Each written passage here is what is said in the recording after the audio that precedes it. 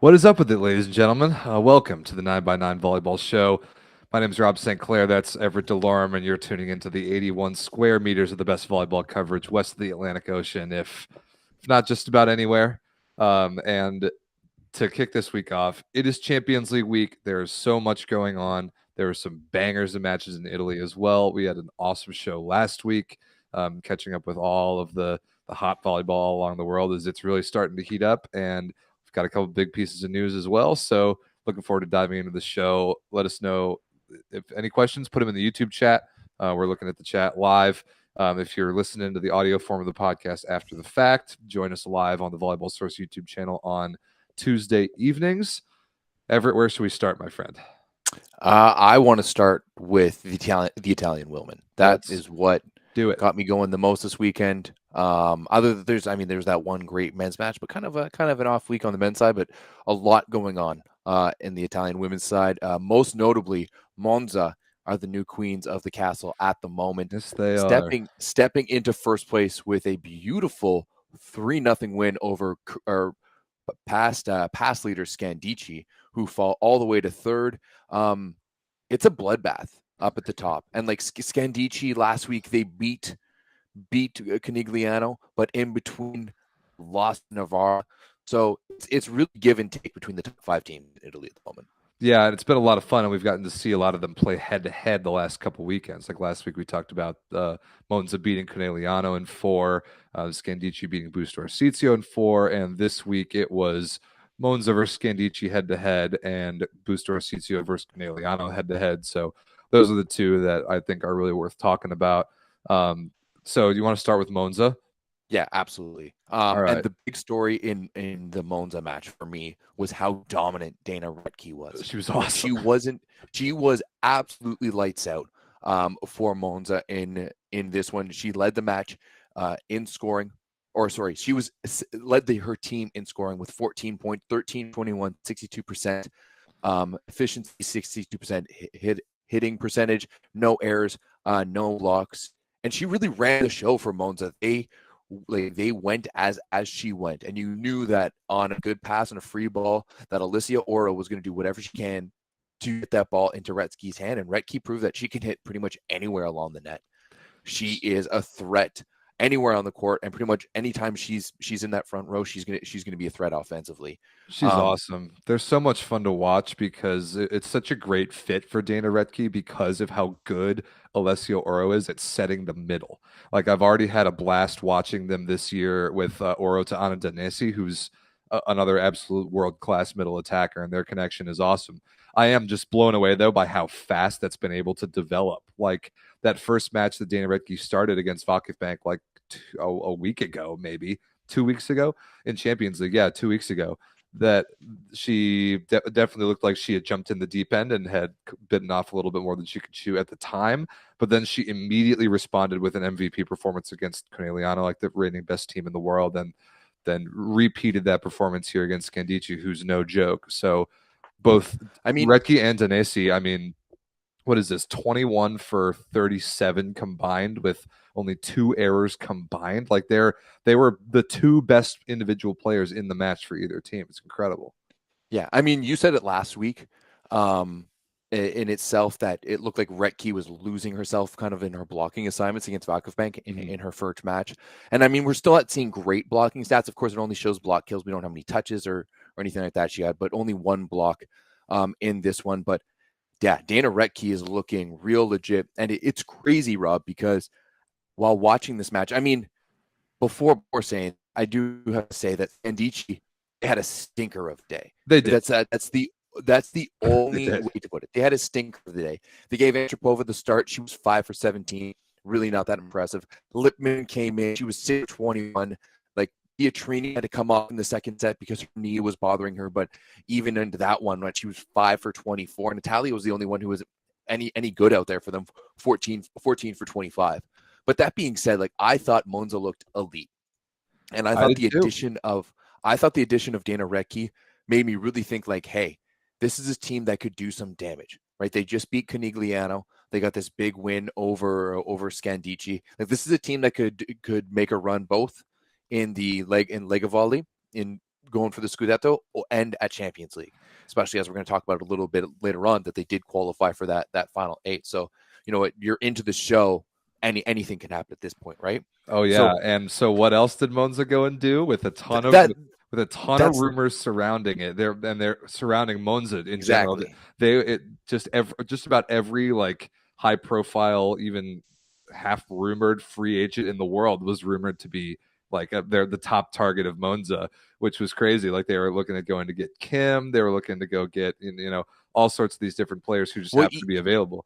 even like last week, we heard that Isabel Hawk got signed to Canigliano, and it actually turns out that she's taking a 20% pay cut from what she was getting this year at Vakifbank, and that Monza offered her that same salary, the same thing that she was getting this year, and she Yeah, turned down that money on Monza and decided to go for the pay cut and play for Canigliano, right?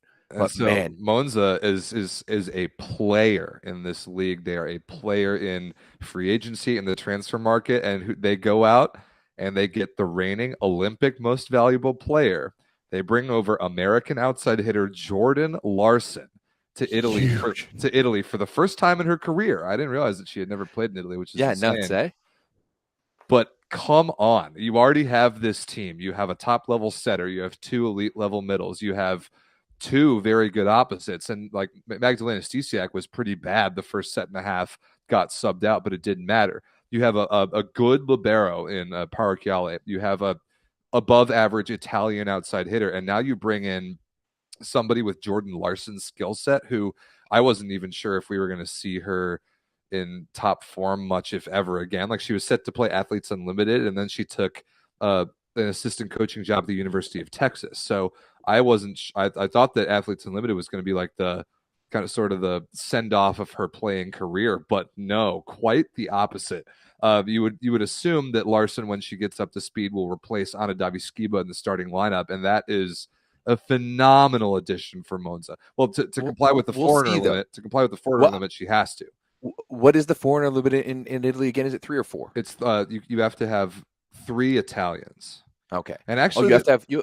That's the thing is that actually have I don't think they four, need Janari because like looking at the stats from this one, like Daviskiba passed lights out, 72% positive and 52% perfect, right? Like which that's is uncharacteristic for her. That's the weakness in you her think so? game. Oh yeah, Okay, but, okay, fair enough. I definitely to the be weak. honest, like I haven't watched them enough to make a good call, but just looking offensively, right? The left side of the court is where Monza has issues right now, Right. right? So Janari was 7 for 21, only 33%, 6 for 19 for Daviskiva, 32%. Now you're bringing in Jordan Larson, who you're not losing anything passing wise, Oh God, probably no. You're getting probably a step up for passing wise, sure. and offensively you're getting a threat. Like Monza is legit now. Monza is a team to watch, and I mean, hey, we're going to talk about Champions League in a little bit, but they could pull Conigliano next in the first round It could. and feel perfectly confident. You've just beaten the defending Champions League champs, and you picked up the Olympic MVP. Dana Rettke's getting settled into the offense. Monza all of a sudden is looking like my favorite in the Lega Volley Femminile. I kind of hope that they see Vakif again in the playoffs because they took a set from them both times they played in pools, but it was never that competitive. But both those Vakif wins were pretty convincing. But you get Dana Rettke ready for this level, and you get Jordan Larson.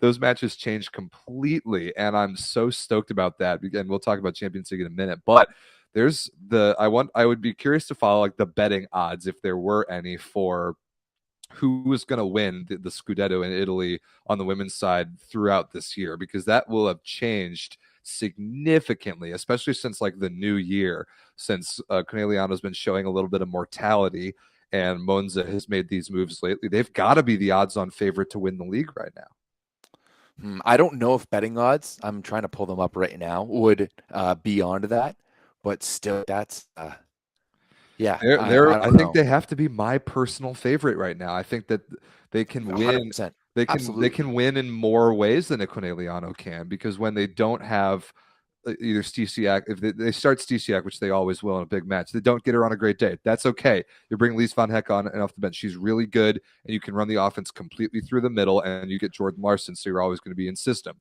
Corneliano doesn't have that luxury. If Paula Egonu isn't on for them, they're toast. They have no chance. Fortunately for I mean, them, yeah, we can look into their match a little bit later, but we saw right. that again. But they really ride Gonu. But yeah, I don't know. Monza's looking really good, and I mean, we talked about it a little bit earlier, but Lisa Van Heck, man, she's dynamic, she's powerful. She brings in a bit more of a veteran presence Great than jump serve Stesiak. too. Great, yeah, absolutely great jump serve. She brings on good energy. I think Stesiak sometimes is maybe inside of her own head. She's kind of quiet out there. But Van Heck, man, she came in with authority, and that's why I was saying, like, looking at her stat line, I was a little underwhelmed by her stat line compared to what I saw in the eye test, right? But yeah, like Monza is just, they've got so many different options. They got options on the left, they've got options on the right, they've got options down the middle. Like, I'm glad you and brought with that up and because my with only Alessia Oro running that show is it's crazy. yes, and my only complaint about Monza the entire year has been their tremendous inconsistency with who their starting lineup has been week in and week out. They have really not been consistent with that at all. They really barely played Magdalena Stesiak the first half of the year. I don't know if she's on a pitch count for some reason, like if they're really trying to save her. But there was a lot of moving pieces. The only real consistent ones were Oro, Danesi, and then the libero. The outside hitter was a completely revolving door. The second middle blocker, and then opposite we saw a little bit of both. So now you get Retke in. Retke, Danesi, those two should start every match for sure. You get Jordan Larson in when she's ready to go. She should start every match for sure. And then I think you always start Stesiak until she gives you reason not to. So just got to pick a second outside hitter and be consistent with it, and then I think Monza might be the team to beat. It's incredible. Yeah, no, I agree. I mean, I still think that they need to prove themselves a couple times. You know, that loss to Navarra really kind of puts some things into questions Uh-huh. for them.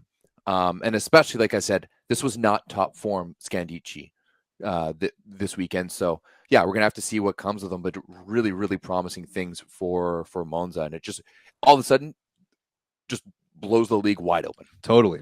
And so you could just flip back to the standings really quick. You can kind of see the top three teams separating themselves a little bit more. If not, well, Novara still has matches to catch up on. But the point I'm trying to get at is that you see Busto Arsizio starting to drop down, and there should be some separation between them and the top four teams in the league.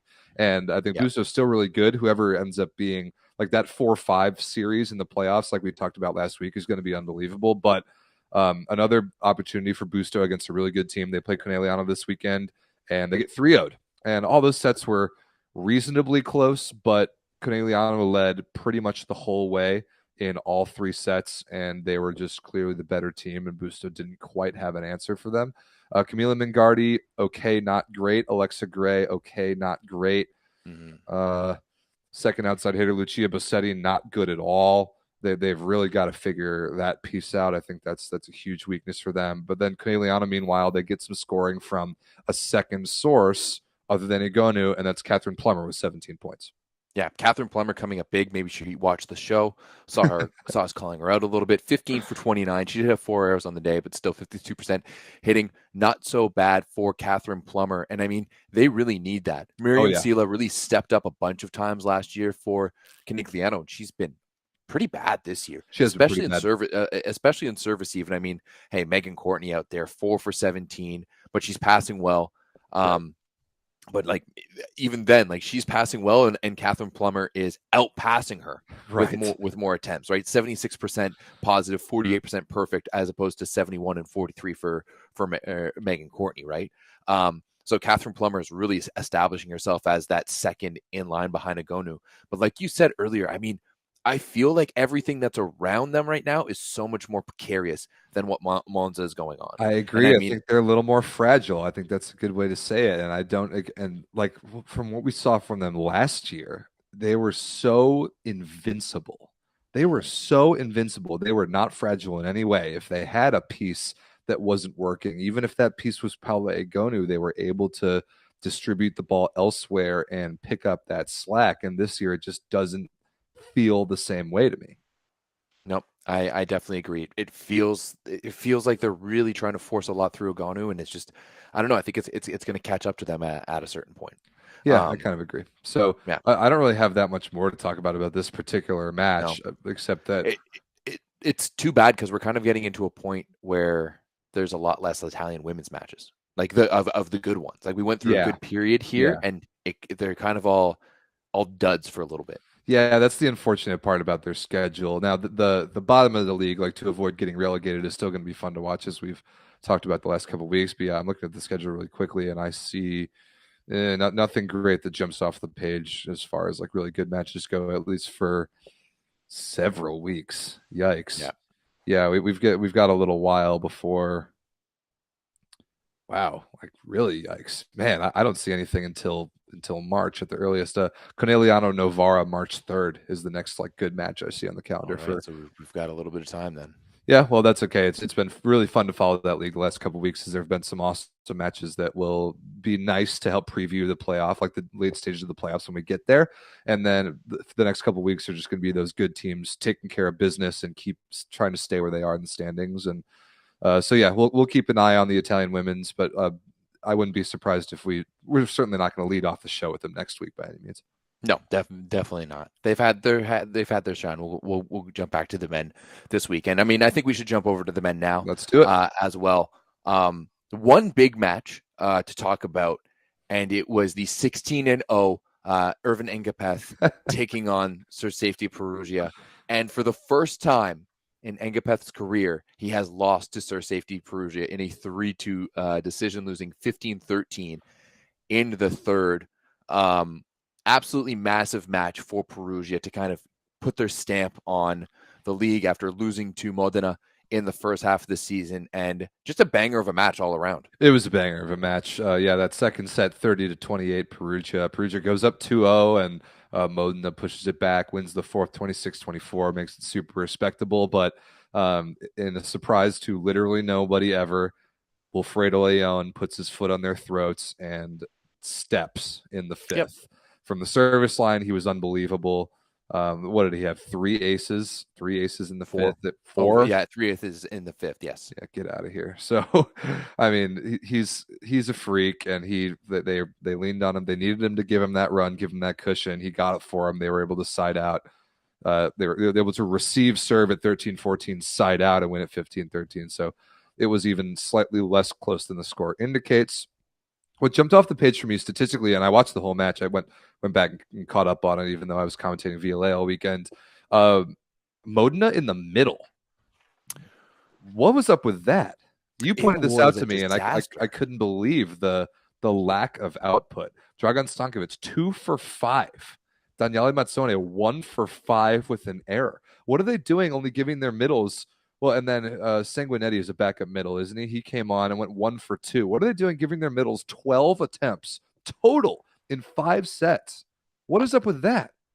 To be honest, I have no idea. 4 points and minus 14 overall down the middle for Modena in this one across their 3 players. My only thing that it has to be is that maybe Bruno's just trying to prevent fist fights in the locker room between Ngapeth, Leon, and Namir, because 21 points for Ngapeth with 33 sets, 27 points for Namir with 36 sets, and 26 points for Leao with 37 sets. And I mean, all of them crushing it, right? Oh, Leao yeah. was the worst one, for example, at 54%, and both Namir and Ngapeth were over 60%, but not enough. When you have your outsides hitting at such a high clip, it kind of begs the question to like, why not just feed them and not go to the middle at all? But at the end of the day, they lose the match. So it's kind of give and take, I guess. Yeah, they did lose the match, and Perugia, conversely, like they have been forced to start Stefano Menguzzi the last couple of weeks because of a handful of injuries. But I mean, Sebastian Solé, 9 for 11. I mean, that's awesome. Matt Anderson, 18 for 33, 19 points, very good. Kamil Rykliski was pretty good, 13 for 24. That's like okay. I don't mind that stat line at all, 18 points. And then you have Wilfredo, who went like almost 50% efficiency and led the match in scoring with 4 aces and doing just stuff the best player in the world does. Perugia blocked the ball much better than Modena did. Way better. And even though the blocking stats are both at 9, Perugia's game was dictated by their block. Significantly so. Yeah. It was dictated by how they were able to read that offense. And to me, it's crazy that Bruno didn't switch things up and just kept on feeding the outside. right? Just nothing down the middle. Just made it easier for Perugia to kind of clamp on them. Yeah, an odd matchup for Modena where they were able to change things up without really changing anything at all. Come back in the third and fourth, and then it all kind of fell apart in the fifth. Yeah, I mean they caught fire from the service line in the third with three aces. They pulled out four stuff blocks kind of out of nowhere in the fourth. And then yeah, Perugia just looked like the better team clearly in the fifth with Wilfredo at the line. You just can't get him off. And sometimes he does that to people. And when he does that to people, you're just gonna lose. And Perugia does this with Mengozzi in the middle, who wouldn't be their first choice, and no Massimo Colace either. Piccinelli had to play libero, and they still managed to win this match. And they are let's put up standings really quick. They're the best team in this league, and I wouldn't say it's particularly close. I think they're a step above Lubech Ivanova. I think that they Although are. Lube has won a lot more games, 3-0. I don't know if that has anything to do with anything at all, but they've won 13 games 3-0 as opposed to Perugia's 9. I thought that was interesting. Interesting. Yeah, but Perugia, I think this year a lot has gone into matches and not played starters. I think you'll see a lot of Anderson's taken a lot of rest this year, in addition to having COVID for a little bit. Rikliski had COVID for a little bit. Like Gianelli had COVID for a little bit. So maybe that's it. I don't think Lube's had a big COVID outbreak amongst themselves. So maybe that has something to do with it. But I couldn't ever bring myself to pick anybody other than Perugia to win the championship right now. I just don't see anybody beating them in a 5-match series. There's no way with that team being that good. You can't slow them down and beat them in 3 matches out of 5. I just don't see that happening. Yeah, no, I don't think so at all. If we can go back to Modena for 1 second, there is one point that we haven't talked about, and I think one thing that they're really lacking right now is a libero. And I agree. I've been saying that all season. Salvatore Rossini was bad in this one. Right, got aced 6 times, it's terrible, which is more than the rest of his team combined. Only passed 47% positive and 26% perfect. He had 43 targets. So why is the other team like targeting as much as he is? That is crazy. It makes sense for Modena to be going after the backup libero and Piccinelli. Yeah, but you've got Rossini out there. Like he's supposed to be one of the best liberos in the game, and he's out there getting aced 6 times and getting targeted 43. Right? Wow. Leal and Ngapeth are getting as many swings as they are, both 30 plus, and they're not like they're getting more swings than they are passes. Like you're just not putting any stress on the outsides because your libero is that bad. I'm really glad you brought that up because I've been kind of on that point all year that Rossini has been a factor in Modena's poor play at times. But and his passing numbers here aren't good and getting ace 6 times. But I'm glad you pointed out the fact that he's being targeted twice as much as Yoandi Leal, who's not a good passer. That's crazy to me. If you are a team and you're like, okay, I don't even have to bother avoiding the libero, I can even maybe go after him. That changes everything from the service line for these teams because unless you're Wilfredo Leon, every other jump server in the game is at least thinking a little bit about like at least which half of the court he wants to go at. And if you're serving against Modena and you think now that like Rossini might even be a weakness, then you can just rip your best serve and it doesn't matter where it goes inside the sidelines. That really is kind of a game changer. I'm glad you brought that up about how much he's being targeted. That is not a good number for a libero supposedly of that caliber. No, definitely not. And it really needs to solidify. I mean, that kind of lends a little bit of a credence to why Modena isn't running at the middle as much, but still. Like it seems to me that Gianni and Bruno need to go back to the drawing board and kind of figure something out there because offensively it's just not happening. And I mean, it's fine for now, but in all likelihood, they're probably going to be seeing Perugia again by the end of the year, most in the playoffs. And I don't know, but and not even against Perugia, kind of Lube is the same thing. Trentino maybe not as much, but yeah, they're gonna have to figure something out moving forward. Yeah, agreed. That was really the only notable match in the Italian men's this weekend. Just to go over the rest, like Monza beat Padova. That with Grozer back, I expected that. Trentina beat Toronto. I expected that. Lube beat Ravena. Everyone on the planet expects that. Milano beat Cisterna. I expected that. But kind of out of nowhere, Vibo Valencia playing Yeah, better. Playing better. They beat better. Verona, who I'm high on, and Verona didn't have a very good day. But the standings now have Padova in 8th in playoff position at the moment, tied in Such a points with log jams. it is tied in points with Verona, but a slightly better match win loss. But Padova having played one less match, they had a big COVID layoff. So, yeah, I think Piacenza we can still safely assume is going to make the playoffs. Monza has rescued themselves from a free fall once Grozer returned. But now that 8th spot, even Toronto, like there's 4 teams within a point right there. 21, Yeah, 21, 20, 20, and even Vibo at 18, they're not totally out of it. I still think they're the worst team of those 5, but that 8th playoff spot for the participation trophy of getting stomped by Perugia in the first round of the playoffs, that will be at least something kind of interesting to follow, see who gets that. yeah, that whole group of kind of from Padova at 8 to Vibo at 12 is going to be really interesting because it's kind of completely wide open. Yeah. Last week, it's kind of good timing because last week I called kind of Verona to be that last team, but they've kind of turned it on. We've got some people in the chat wanting to bring up Yuji Nishida, and I mean, hey, I think we got our message out there. I don't know if you've been reading our volleyball comments on the videos that we posted, but there's a lot of people who are with us. One thing, a lot of people saying that we're hating on Nishida, and to be perfectly clear, I don't think either of us is hating on Nishida. I don't think either of us dislikes Nishida, doesn't think that he's a good player. I think we both think that he's a great player. However, we're just a little over how much we like to promote him when there's so many other good things happening in the game. And I mean, it happened this week too. Now that exact Oh same my game God. between them, Vibo and Lube, is now being promoted on Titans Volley of who is it? The first day time Robert Simone Landi Simone met Yuji Nishida, I and wanted we've to already throw gotten my phone. a video for that match. And that was the match when Nishida stunk it up and had to go to the Yeah. bench. Yeah, I'll echo what Everett said. He said it very politely. I'll say it slightly less politely. I am sick and tired of Nishida being worshipped. He is not a top 25 player in the world. I don't even think he's close. I can't place him in world rankings of players at the top of my head right now, but he is not a top 10 opposite in the world. He's probably not a top 15 opposite in the world.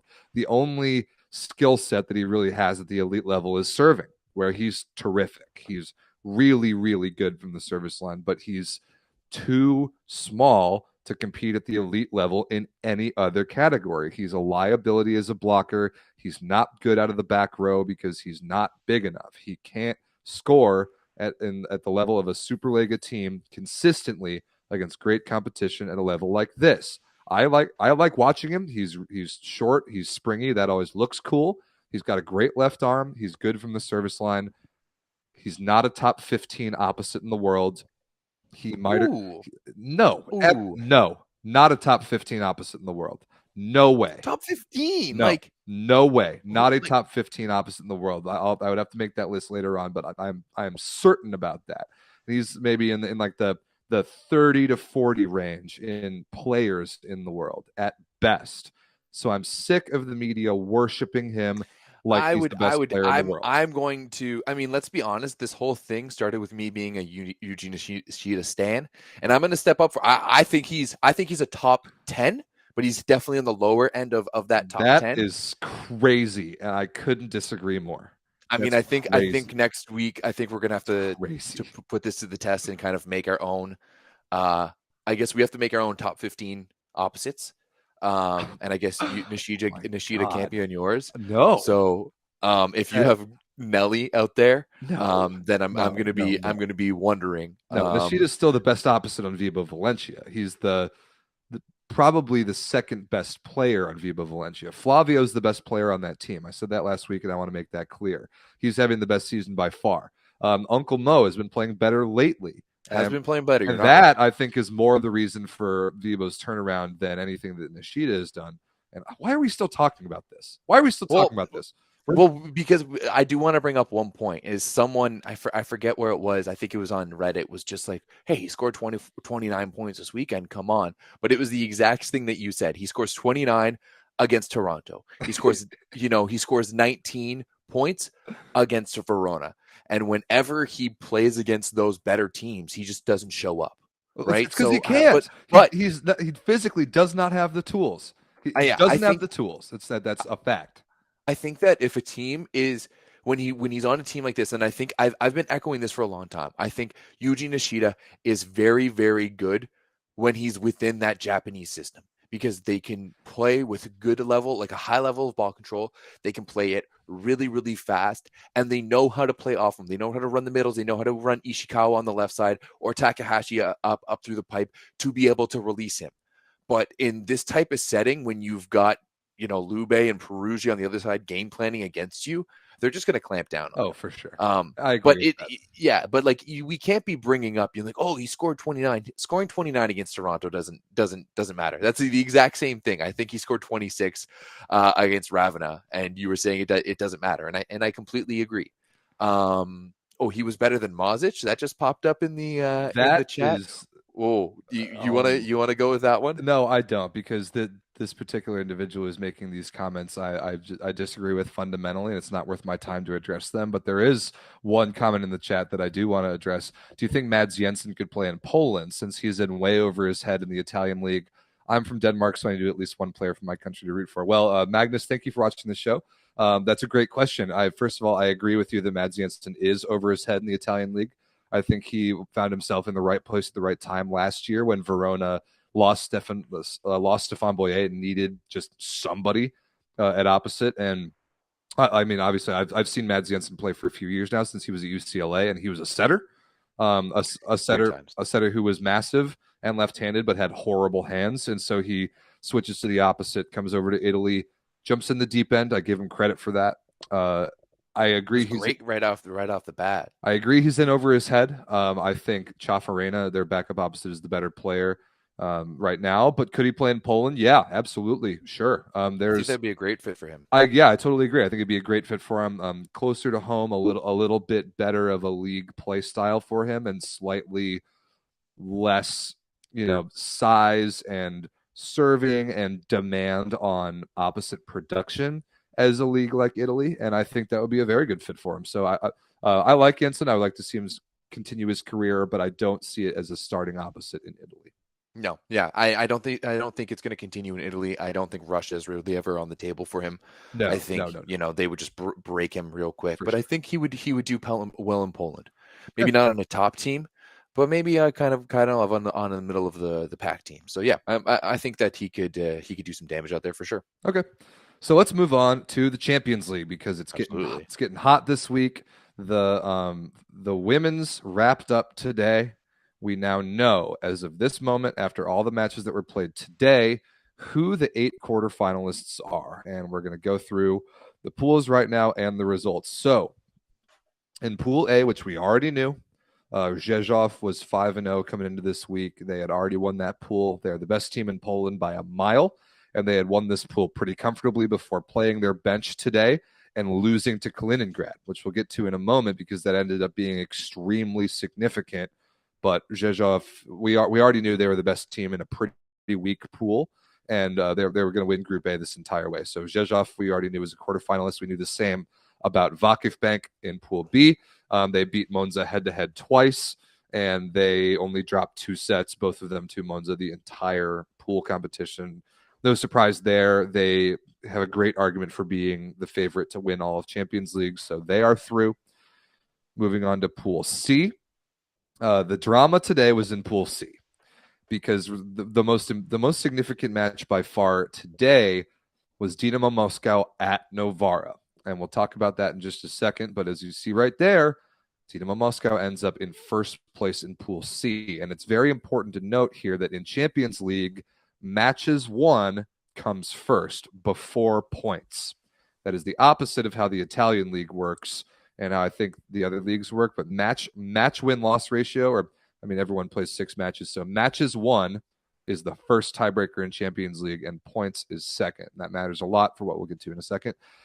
Group D, it was always a battle between Fenerbahce and Dinamo Kazan. Fenerbahce beat Dinamo Kazan twice head-to-head. Both of them were tight, but Fenerbahce wins the pool. And then in Group A, Group E, Conegliano, that was always going to be their pool to win. So where it gets interesting is the ranking of the second place teams in the pools. You see the four of them right there, starting from the bottom. Kemik Police, 4-2, 12 points. So those are the first two tiebreakers. Then after that, it goes to set ratio, 12-7. So they only win 12 sets in their 4 matches won. They got swept by Conegliano both times. They also dropped 1 set to whoever UB is, their Serbian team from their pool. They dropped a set to them, and that killed their chances. So Kemik Police is out. So is Novara. And that is the huge storyline from today. Monza, Dinamo Kazan, and Lokomotiv Kaliningrad advanced. Novara misses out on the quarterfinals by 1 set. Look at those lines. Monza, 4-2, 12 points, 14-6 in sets. Novara, 4-2, 12 points, 13-6 in sets. And they are going home. Even Kemik wasn't even that far off. No, they weren't. Only 2 sets off, going 12-7. But I mean, hey, it really brings us back to what we talked about last week about how at one point Dinamo Moscow had a forfeited match, right? So if they had followed that, we wouldn't be having this conversation, right? We would not. And it would have been Dinamo Moscow in that second place. And I mean, I think they probably would have moved on as well, but Novara would have been through. And I mean, hey, Kaliningrad getting that kind of that leg up by Rezhov as well. They got a gift. They got the gimme from Rezhov because Rezhov was already through. They had it on sets. They didn't even play the starters, right? They didn't need to, right? So very interesting. It's not a great look for the CEV to see that game that got canceled and then got uncanceled has such an impact of the teams that are moving forward. It has a massive impact. It is bad for the tournament in 2 ways. First, that Novara is missing this tournament is bad for the field of the remaining 8, because in my opinion, Everett, and I think you agreed with me coming into the show, of the 8 remaining teams, there are really only 4 that have any amount of a chance, and that's the 2 Italian teams and the 2 Turkish teams. I think Vakifbank, Fenerbahce, Conegliano, and Monza are significantly better than any of the 3 Russian teams and Rzeszów, the Polish team. Kaliningrad, I don't think deserves to be here. There'll be a thanks for participating in the quarterfinal round against whoever they match up against. Aren't they a top team in Russia? They are. They're I think they're second behind in Russia behind Dinamo Kazan. So they're both good.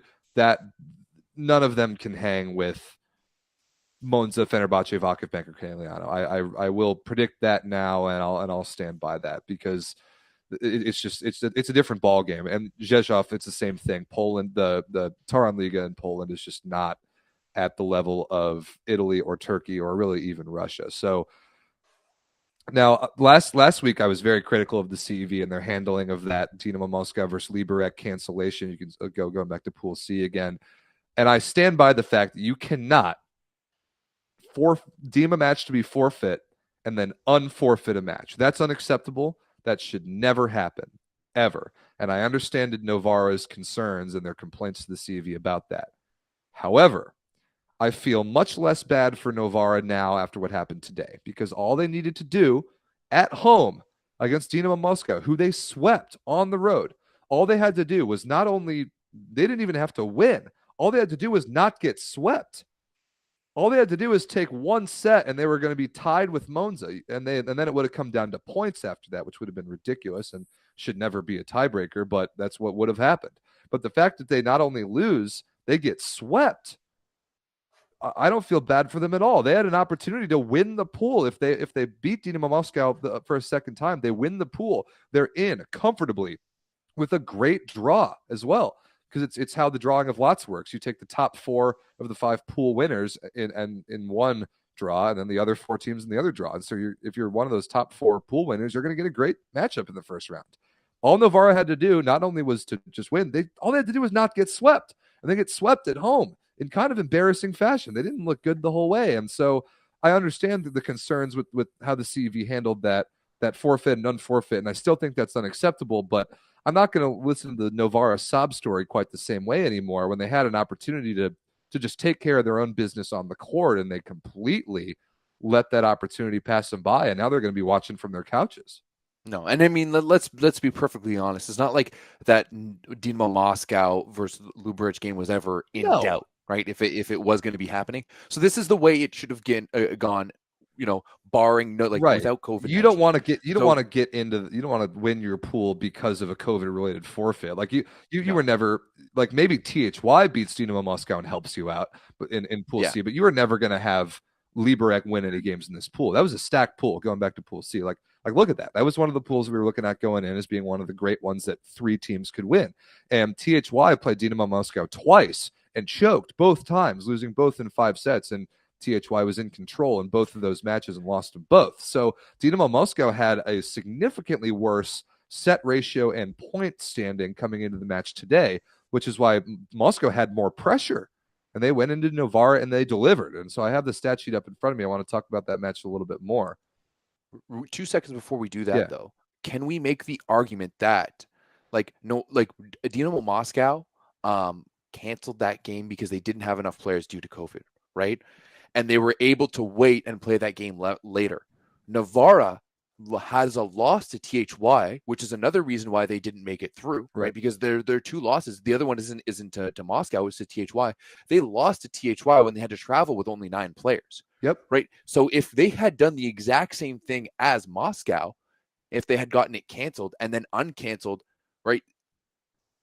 Conceivably, they could have won that match and probably would have won that Sure. match And now against THY. and also they were told before that THY match, which was 2 weeks ago, before that THY match, which they went on the road and lost in 4, they knew for a fact before that match that Dynamo Moscow had forfeited to Liberec and that Novara was mathematically through to the next round. They knew that before that 9-person roster took the floor in that match.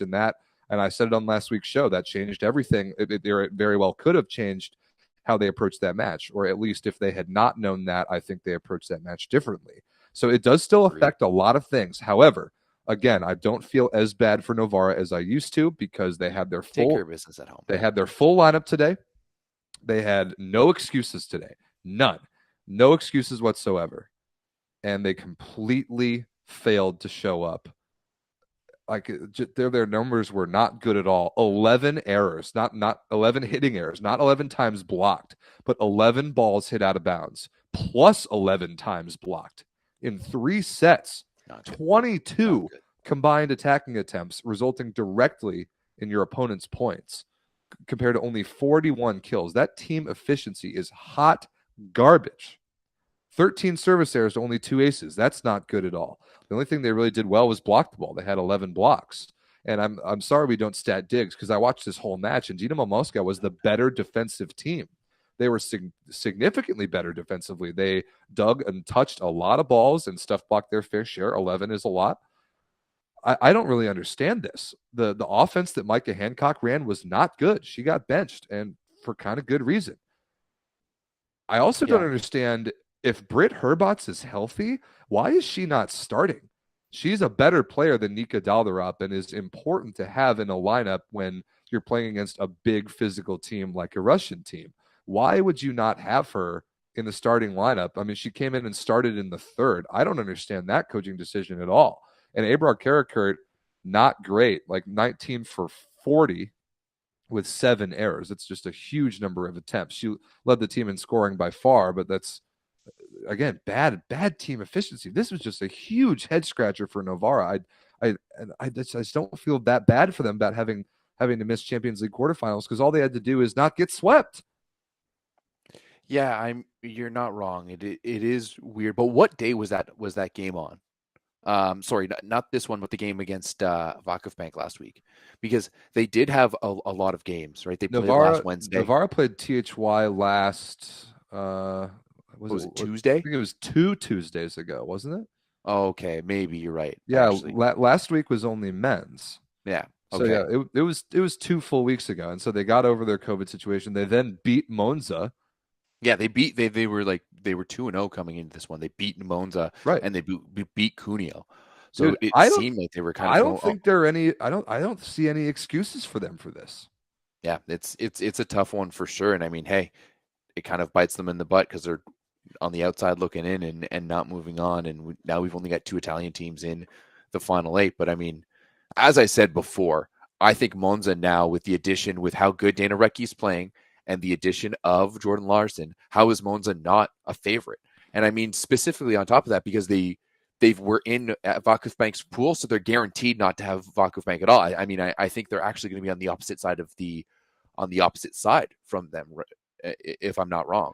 So it really kind of opens things up when Canigliano isn't playing the greatest ball overall. They just beat them. They pick up Jordan Larson. Like Monza could sneak in here and be a sneaky team in this Champions League. For sure. So I want to address a couple things in the chat really quick. Once it wasn't the Moscow Liberec game delayed because Czechia was refusing visas to Russia. That's what I heard as well. I don't think that Okay. that Moscow Liberec game was forfeited due to COVID. I remember it being about visa issues. So that I don't know how that really how that affects my opinion of the cancellation and then the forfeit and the unforfeit. You still can't forfeit and unforfeit a game, but No. I understand that was the reason and not COVID. And then Dan Manili in the chat. Legend. Delderup's been starting all year, played well at the beginning, but I agree Hairbots should be in. I know Delderup's been starting all year because I know Hairbots, I think, had like an abdominal issue coming out of the summer, but if she's healthy, she plays. That is a level of difference in caliber of player, and I don't see any excuses shouldn't be playing. Yeah, I mean, hey, I think it must have happened this summer when she was taking all those swings for the Dutch team, or sorry, Belgian, yeah, Belgian team, both at Vienna and Eurovolley. She was yeah, one of the top scorers for both of those matches. But I mean, hey, if it's an ab issues are one of those things that are so tough to go away because it's not like an arm or a leg where like, hey, I can just work out the rest of my body and I'm not just going to do this. Everything is attached and yeah. it doesn't. It's so long for it to get better. You really I can't mean, move, and you definitely no. can't swing. So yeah, I definitely could see her taking a summer off of a national team summer in preparation for the World Championships are going to be in the fall. Right. So Just to get things better. let me go over what I know about the drawing of lots for the quarterfinals. And Dan, please step in and correct me if I'm wrong about any of this. So my understanding is that and the drawing of lots, by the way, for some reason they leave the quarterfinal draw up to random chance, which I will never respect in sports ever. Nothing should ever be left up to random chance. But I don't mind this. I don't mind it for this part. I mean, drawing pools, fine. Drawing quarterfinals, I just don't agree with. But so what they'll do is they'll take the top four of the five first place teams, which will be Conegliano 6-0, Fenerbahce 6-0, Vakif Bank 6-0, and Rzeszów 5-1, 13 points compared to 5-1, 13 points, 15-7, 15-8. Oh, interesting. Okay, so Rajov is in the bottom pool. right. So those top four teams will be Fenerbahce, Dinamo Moscow, Vakif Bank, and Conegliano. Those four teams will go into one hat to be drawn out of. The other four teams, which are Rzeszów, and then the three teams there at the bottom of your screen, Rzeszów, Kaliningrad, Dinamo Kazan, and Monza, will be drawn out of a second hat. And as for those will be the matchups, first hat team versus second hat team, if that makes any sense. So Monza will have to play against a very good team.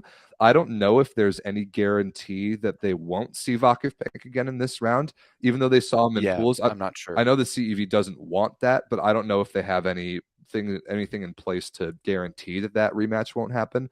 But for sure, Monza will. Let's say they do. Let's say they'll take away the possibility of a rematch. Monza will have either Conegliano, Vakif Bank, or Dinamo Moscow. None of which are easy. I think all of these bottom teams are kind of hoping for Dinamo Moscow because Dinamo Moscow is fourth in Russia right now, whereas Kazan is first, Kaliningrad is second, and then Rzeszów, like who really knows? So those quarterfinal draws are going to be really interesting. That's my knowledge of how it works, and that drawing of lots is happening this Friday for both the men's and the women's Champions Leagues. We will know all quarterfinalists by then, and we will draw the matchups on Friday to find out who's going to play who. Yeah, it's going to be exciting. And I don't necessarily agree with you. I kind of think the random drawing of lots is fine, especially since different pools. You can have one team that did really, really well because they were in a lesser pool, and another team that didn't do so well. So I think the way that they do it isn't bad. Although, let's be honest, it kind of sucks for a team like Rezhov who went 5-1.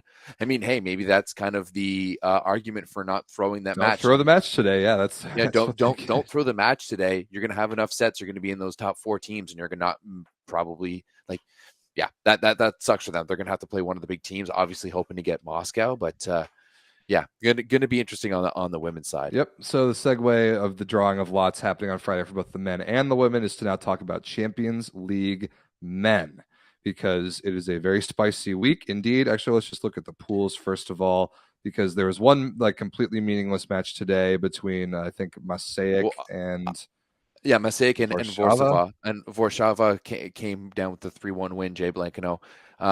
Getting some minutes in that one, looking good, was fun. Got a nice ace to end the first set. But I think we should talk about the game that happened on the weekend. Yes, Because that's where I want this to is the start. game. Let's before we start into what's happening tomorrow, because much like we had just every single match in the women's side that we could today, it's going to be the same thing for the men. But this weekend, Zaksa Kozhezhna Kozhle, the defending Champions League champions, went to Siberia and lost in Lokomotiv Novosibirsk. So they have to basically beat Lube to have a chance to move on. That's correct. So to finally get to this question in the chat about Zaxa's situation, you are correct. If plain and simple, if Zaxa loses at Lube Civitanova tomorrow, they're out. That's it. That would be their third loss, and that would be game over. And that would be absolutely insane for the reigning champions. But I got to say, Everett, I, on this very show last week, said that I wasn't going to predict it, but that it was not impossible for Zaxa to lose their remaining 2 matches and miss the quarterfinals. At Novosibirsk is a hard place to play, and they were able to do it the first time. But this time, and I give a lot of credit to Lokomotiv Novosibirsk for this because they were eliminated after losing to Lube last week. But they played their starters. They played great. They were the better team that day from what I saw on the match. And the CEV just cannot get their expletive together and give me a stat report for this, which is embarrassing. I want to read the stats. I'm looking right now at a 3-1 stat sheet, Lokomotiv over Zaxa, with blank contents, no players, no nothing. So that's upsetting. I want to pull stats out of this, but I watched some of the match, and Novosibirsk was just the better team. And we talked about last week the gauntlet of travel that Zaxa is on right now. They played Maribor last week. They flew to Siberia. They had a COVID outbreak that postponed their last Novosibirsk match, which was supposed to be played at home. They then had to go to Siberia again. They lose in 4, and now they're in a position where they have to face off against Lube again tomorrow. I think that match is at 2:30 p.m. Eastern. Yes, it is. It's not on YouTube, unfortunately. It's on Eurovolley.tv, but that is one of the great matches of the season so far. It was great last time, and now the stakes are even higher because if Zaxa loses, they're out straight up. I don't think so. So I'm looking at the stats right now. If you want to bring up the graphic with the ranking of the second place teams, because Rosalaire is out. Yep. They've only got 4 points. Even if they win their 2, like they can max have 10, which Zaxa has now. They would be tied with Zaxa, and I don't see that happening. I don't know who they have to play, but apparently they've only played 4 matches, so they're going to have to play 2 more. Rousselard, I think, plays. They play like a back-to-back tomorrow and Thursday or something like that. And yeah, even if they win both, they played Pazardzik twice. The Haybar, the Bulgarian team. And but Pazardzik has a win over Friedrichshafen. So they're not guaranteed to sweep them in both. And let's be honest, it's not like Rosalaire is a fantastic team out there. So no. Rosalaire could have the lesser points. Zerat Bankasi is the other team with 10 points, but Zaxa is already ahead of them, right? If Zerat Bankasi also loses, who do they have to play again tomorrow? They go at Dynamo Moscow, which is at another Dynamo one Moscow. Of great matches tomorrow. So if they don't get any points, then Zaxa is still in, because we're guessing that both Zenit St. Petersburg / Berlin, because that third spot right now is going to be taken over whatever Pool D, right? So yeah, so if Zerat Bankasi doesn't win against Moscow and doesn't get any points, Of course, it depends on the set ratio, but right now Zaxa's got 2 sets of hand at the 12-7 compared to the 11-8. And if Rose Allaire even just loses one of those matches to Hebar, then hey, Zaxa's still safe. Huh, So you're right. we could see a situation. It's as much as as much as possible. If Zaxa can push to 5 and grab a point, even just win one set, it's in their favor. It's crazy, and you're absolutely right. I apologize for making that claim without having really dug into the research, but I was going on the basis of every Champions League I've ever seen. You have to go 4-2 to have a chance to make it out as a second place team. Yep. And we saw it in the women's. Like, look at the women's once again. Like 4-2 with 12 points in 2 cases was not good enough to make it out. And now which is insane. Like that's crazy. I've never seen that where 4-2 and 2 points twice, like 4-2, 12 points teams didn't make it to the quarterfinals. That's ridiculous. The men's side, completely the opposite. Completely the opposite. You could see kind of wide open. At least two. It's very possible that you see 2, 3-3 teams make it out. Now, the best looking team of those 5 there in the bottom, despite what it says there on the list, is Trentino, because tomorrow they play Caen. That's the easiest sleepwalk win of all time. So they're going to be 4-2 with 12 points, and they're going to be just fine. Now, and then those other matches, so we'll talk about ZSP in just a second, but like Everett said, Zirap Casa at Dinamo Moscow. That's tomorrow, 11 a.m. Eastern. That's a huge game. Where's their pool? There it is. So Dinamo Moscow could play the bench. They have already won that pool. They're 5-0. If they lose, they're 5-1. Zirap Casa is 4-2. Dinamo Moscow has won that pool no matter what. It's not impossible that they rest the starters and Zirap takes a Kaliningrad style win that they don't necessarily deserve that really helps them out in the standings. So that will be one to follow there. Rusolari has to play Hebar twice. The best they could do is 4-2 with 10 points, which is not great in a normal year, but they're playing against teams that might be 3-3. So it's going to be really interesting tomorrow and Thursday. But the most important series of all, Pool D, Berlin at ZSP twice. Super match of the week tomorrow, 11:30 a.m. Eastern. I will be on the mic commentating this, which I'm very excited about. Sick. Then a rematch the following day on Thursday at the exact same time that is the second to last match in all of the fourth round, with the last one being Benfica versus Novi Sad, which nobody cares about. So that series, we've been hyping it up for weeks, because we've been excited to see Berlin play against better teams from elsewhere in Europe, because they have hardly been challenged in Germany. We've been wondering if ZSP is going to be healthy. It would appear that they are. And now Berlin is in Russia right now as we speak. They're getting ready for a match tomorrow. And you can see the standings right there as we see it right now. ZSP had that extremely confusing loss to Novi Sad at home that we talked about on the show the other week. So all the pressure is on Zenit St. Petersburg. They must win one match. If they're able to do that, they're 4-2, and they're probably in at that point with all the other craziness going on elsewhere. Yep. And even if Berlin loses them both, the worst they could do is 4-2, 12 points. That's probably going to be good enough, even as it sits right now. So if Berlin, Ben Patch could go off. Sure. Cody Kessler could go off. They could do it. Dude, that's totally anybody's game. That's totally anybody's series. It's why I'm so excited about it. It's one of, I don't really know how to predict it. It's going to be tough. Just because Berlin's such a wild card. I have no idea. I have no idea how to evaluate them compared to the rest of Europe, because they've played 2 bad teams in their pool in Champions League, and they've beaten everybody there is to beat in Germany except for one head scratcher in the German Cup semis, which they lost in 5. Like, that's it. It's literally their only loss on the year. Everything else has been squeaky clean. So I have no way to predict this game. I don't know what. I don't really know. I don't know what to make out of it, and that kind of makes it exciting. Yep, it's going to be fun. Oh man, maybe we should do. I guess we can. I was going to say maybe we should do a live show during the drawing of the lots, but you're going to be working. Yeah, I'll probably be on a plane to Arizona actually on Friday. Oh yeah, that's this weekend, isn't it? Indeed, it is.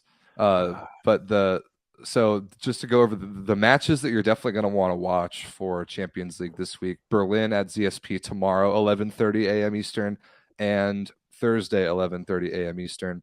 Zaxa, that those are both on YouTube. Zaxa at Lube tomorrow, 2:30 p.m. Eastern. That's Wednesday. That is not on YouTube. You got to go to Eurovolley TV for that. And then Zirapan Casa at Dinamo Moscow is, I believe, at 11 a.m. Eastern. Let me double check that. Yep, that's correct. That is also on Eurovolley.tv only. Those are the four big Champions League matches that will have a lot to do with who makes it out, in addition to Haybar against Nak Rusalare. I kind of hope that Haybar just wins one and knocks Rusalare out of the competition, because they do not deserve to be in No. this conversation here. And not only that, but they don't deserve to take away a spot from a team like Zaxa. Exactly. You know, if like let's just get them out of the way, Yep. and then we can kind of figure it out. Like Bazira Bankasi, at least, you know, it's one loss as opposed to lucky wins. So let's let Zaxa get a chance and make those playoffs a little bit spicy in the Champions League. Yeah, I'm not thrilled with the women's the women's group of 8. I think that could have gone a lot better for just the overall level of competition from the quarterfinals onwards, and I hope we get a little better of a result here in the men's, but it will be very, very dramatic tomorrow. So Zaxa at Lube is an absolute must watch. Berlin at ZSP is an absolute must watch. And then Zirapan Casa at Dinamo Moscow. It totally depends on if Moscow plays the starters or not, and they very well might not, because they don't benefit at all from winning this match. So nope. Those are the must watches. You got 2 ZSP Berlin matches, and then Zaxa Lube tomorrow. I'm stoked. It's going to be really fun Champions League stuff. Sick. Looking forward to it. Next up, we're running on an hour now. Do we want to continue with the few things on the list, or do we want to leave those until next week? Let's crank through a couple things. The one I really want to talk about is TJ DeFalco, because we don't talk about Poland. We don't talk about the Plus quite as much on this show, because it's much more difficult for us in North America to watch the matches. However, our boy Adanos in the Discord is extremely plugged in and does a great job of summarizing what's going on in the week and the players that he sees that he likes, and great performances. And based on his evaluation that I trust, like to the ends of the earth as far as Plusliga fans go, not only is he saying that TJ DeFalco is having an outstanding year, he's saying that he's an MVP candidate in the league. And so listen to these numbers. TJ DeFalco, second in the league in aces, only behind Mateusz Biniak, who's a world-class server. 14th in the league in passing efficiency, and 7th among non-liberos. That's very impressive. 12th in blocking in the league, and 2nd among non-middles. Very impressive. 53.5% kills and 40% efficiency on the season. That leads the league in both categories, and also 3rd in overall Plusliga scoring. Those are unbelievable numbers for TJ DeFalco, and reason for tremendous optimism if you are an American fan like myself. Huge for that. I mean, hey, playing on an Olsztyn team that wasn't expected to do a lot. I feel like when Adanos did his beginning of the season stats, that he had them on the outside of the playoff picture. Right now, like they started gangbusters, and they're 11-8 on the season, sitting in 5th. And they also they lost Maisam Salehi, who they brought in to be their other starting outside hitter. They released him in the middle of the year because he had an injury that he wasn't going to be able to recover from. So they're not even operating on the full strength that they were planning on coming into the year. And DeFalco is still putting up numbers like this. Like, the dude is just balling right now. Yeah, I mean, it's really, really good news for American fans, given that, you know, on one side you've got the 2 typical starters, which is Taylor Sander, who is now going to be playing grass tournaments with Taylor Crabb and the Out of System boys, which is a great little thing that started happening. I think it's kind of a middle finger, though, isn't it? I think it has to be, if you're Taylor Sander, and even if you it was Taylor Crabb that made it the original thing, but I know that whole thing of might mess around and play some grass. I know. Love it. Anyway, aside, and I think it even we're talking about how good TJ DeFalco is playing indoor, because he actually takes his career seriously, and I'm extremely happy with what I'm seeing from him, man. It is a reason for optimism for the U.S. national team. I kind of thought that we were hopeless with DeFalco's good play, with Thomas Jeschke's very, Yeah. very happily surprising play, and with Aaron Russell being a wild card. And then you still have Anderson on the right. We're not as like an easy of an out in world championships later this year as I thought we were going to be. So that at least makes me happy. Dustin Watton is outpassing Eric Soji right now in Poland. Do you make the switch? No, absolutely not. Why not? Uh, I I don't. No easy buckets, bro. Come on. Oh my god. Oh, I love it. I like that no easy buckets team that they've got going on. TJ Sanders a part of it. Eric Putting Lepke's together a on it. It's awesome. nice little crew there. But no, I would not take Eric Shoji out of the American starting libero spot anytime soon. I don't see that happening. The question for USA is the middle. I don't have faith in Dave Smith as like a starting national team level middle anymore. I still expect Max Holt to be a starter, but he's been like fine, good, not great for Piacenza this year. He's definitely on the back end of his career. Jendrick is one of the only two middles even on his roster in Berlin, and he's been really good, but I expect him to be good in Germany. I don't know. Mitch Stahl, I haven't followed that much in Poland. I don't know. Like What about Taylor Averill? I love Taylor Taylor Averill. Averill. Been good. I think it was a mistake to leave him off the roster. I still agree with that. So yeah, I expect Taylor Averill to be a part of the national team system. If he's not, I'm going to be pissed. You get a couple young guys like a Tyler Mitchum, a Pat Gassman. Gassman, you're not wrong. Has played some good minutes for Santa Cruzero, especially at the World Club Championships, right? So yeah, I think I don't think you're wrong. I think there's some prospects there, but is it like the heyday when you had David Lee and Max Holt? No, I'm not sure. No, it'll be a long time until we see a middle for the U.S. as good as David Lee, and from the years 2008 to like 2014, he was just ridiculous those years. Loved watching him. Yeah, but we could be seeing a TJ DeFalco MVP in Poland. And when's the last time a foreigner won MVP of the Plus Liga? I feel like that doesn't really ever happen. I have to ask Adanos that in the Discord. Yeah, we'll figure it out from Adanos. This is gonna sound crazy, but I remember last year we were talking about it. Like if you would pick between Eric Lepke and TJ DeFalco. And a lot more people were picking Eric Lepke, and now I think including this guy, obviously, but like, hey, yeah, if you look at it now, like Lepke's been having a decent season in Padova, nothing groundbreaking, whereas DeFalco's kind of been running away with it. He does have an extra year of pro underneath his belt. It's true. And isn't playing for a perpetually, we might as well call them or Padova the process because they're always rebuilding. That's such a good way to refer to them. I mean, it's true. That's the way they do. They bring in youngsters. They make them good, and then they leave. Few key, older guys around them that they can pay not that much, and then they ship them off and farm them off to better teams.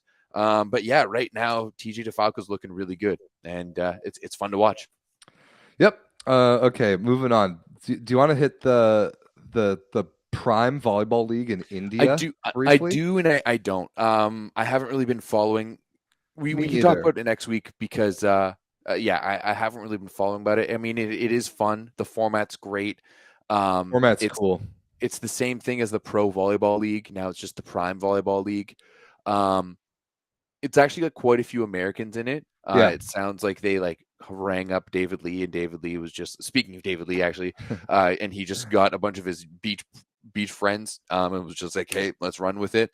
But we can talk about that next week. I'd rather hear about how VLA went this weekend in Connecticut. Great question. Yeah, off the top of my head, the guys in India, David Lee, Ian Satterfield, Cody Caldwell, I think Colton Cowell is there.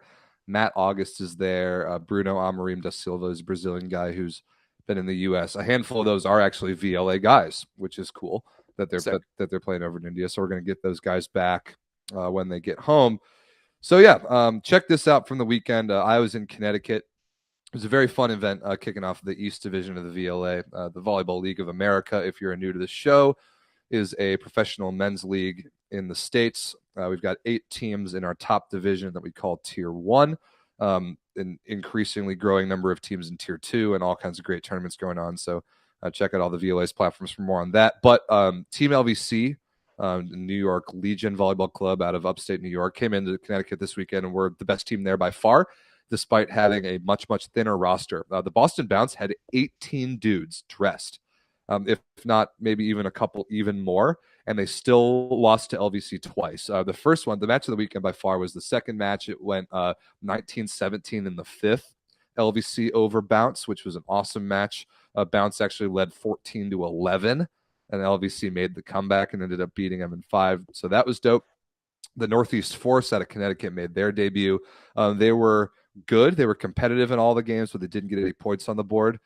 They were terrible, downright terrible from the service line. They made easily 6 or 7 errors per set with almost no aces. Many of them float serves, so that was disappointing. But they were at least competitive. So I was impressed with their debut. Another one cool thing that happened, and I didn't know this name because I haven't been around for long enough. I don't follow beach volleyball. Does the name Canyon Seaman ring a bell to you? It's a guy that No. won silver medal in a beach world championship in LA in like the late 80s. He's 49, so he was born in I think 72. He set at Stanford and then switched to the beach and was like an international level beach player for the USA for a long time. So randomly, out of nowhere, this guy, Canyon Seaman, Ceman is how you spell his last name. He I guess he just lives in Connecticut and has daughters that play for the Northeast Force Junior Club. And he texted Garrett Minier, like the Northeast Force guy, the morning on Saturday and was like, "Hey, you guys need a player?" And this guy's 49. He hasn't played indoor in probably 30 years. And Garrett's Could he like, still ball? yeah, like, come out and set for us. And so he was the starting setter the whole game at age 49 and balled. He was awesome. And he's a legend. Like, I didn't know the guy, but like you can Google him and immediately find some very interesting info about the guy. So that was a pretty cool thing that came out of the VLA. And then I'll debut on this very show my power rankings of the league as of right now. And that's okay. Let's go. I like this. That's because we're not going to be able to do an episode of Around the VLA this week. We're going to do it next week after the Arizona event, which I'll talk about in just a second. But now each division is played once, and I've been at all 3 of them. I've kind of been able to see all the teams, and these are my power rankings right now for how I would my opinion of what Tier 1 looks like at the moment. I'll start from the bottom with Northeast Force, like I just talked about. Phoenix Ascension at 7. Don't really have the balance and the firepower to keep up with some of these teams. Team Pineapple at 6 is similar, but they are so good defensively and in the middle that they can hang around, and they're going to get a lot more pieces the next couple months that Phoenix won't get. So Team Pineapple ceiling is definitely higher. Boston at 5, but they're definitely looking like a playoff team. I thought they were actually really good, and the only kind of question they have to answer is who's going to play opposite for him, because Jalen Penrose is got snagged by Loy Ball to play for Team Pineapple when he comes back from Switzerland. Okay. Which is a little bit of drama there. I like which it. is a very like interesting it. move. So Bounce had a couple opposites play this weekend, and both played really well. They're awesome in the middle. They have a ton of left side, so they're going to be good. Just see if they can like find a lineup to stick with it to play against these big teams. Sport Connects out of San Francisco at 4. The only reason they're not higher is because they didn't do as well at the West Division Cup because they played both the Rising Tide and Ruckus and lost to both of them. They had a really tough schedule, but they're awesome, and they're actually my pick to win the West Division. They just didn't show it just yet. Okay. LVC in 3rd in the East, I thought they were awesome. They brought in this setter, Joby Ramos from Hawaii, and he is probably the second best setter in the league right now behind Sunil Thomas. Wait. Sorry. Back up. So the guy, Kawhi Akamoa, the guy who's the second best setter in the USA. I'm talking about Tier 1. I'm talking about Tier 1. Joe K plays in Tier 2. So, so he's the second best setter in all of American volleyball, but he's the at least 3rd best setter of the VLA. Is that neither of those two things are what I said? So no, I don't know. No, that's not correct. I'm talking about Tier 1 setters right now. Okay, so you can relax.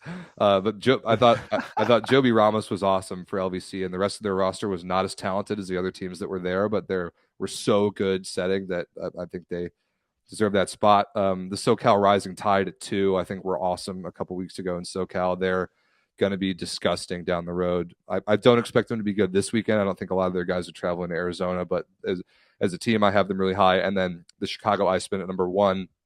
The reigning champs, they were untouched in the Central Division, and we're going to get to see them play Ruckus in Chicago in like 3 weeks, and that's going to be must-see TV, so look forward to that. Those are my VLA power rankings as they sit right now, and this weekend will be in action in Arizona. I'm flying to Arizona on Friday. We are playing in State Farm Stadium, which is the Arizona Cardinals football stadium, on Friday, which is an unreal place to play volleyball. And then this like brand new, gorgeous, gigantic sports complex on Saturday. So VLA this week in Arizona will be cool with the whole West Division of Tier 1. So check that out on YouTube.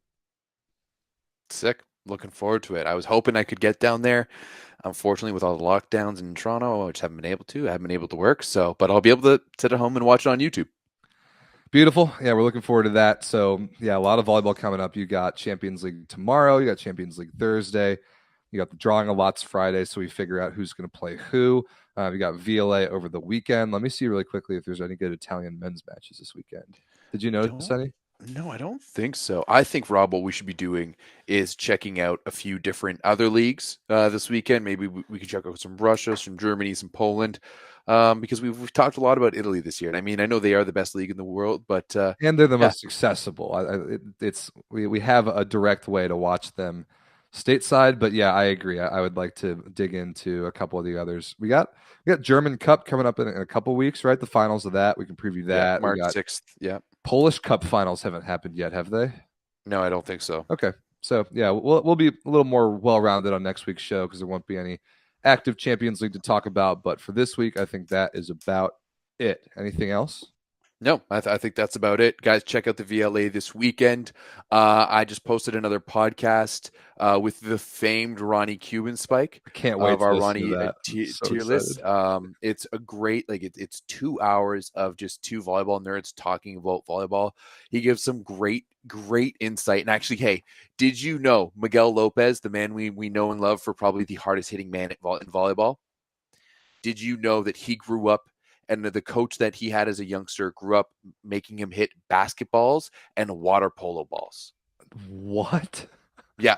That's what he grew up. I'm going to pull the clip and clip it for YouTube and socials and stuff like that. That would hurt so bad. That explains why he has such a cannon of an arm, because he grew up hitting basketballs. Basketballs are so. I once had a girl tell me that she like tore her thumb because I was having them set basketballs. That's crazy. So if you want to hear from the man who's responsible for this tier list that you have here in front of you on your screen, check out that podcast episode here on this very same YouTube channel. I can't wait to listen to that. I love Ronnie. He's great.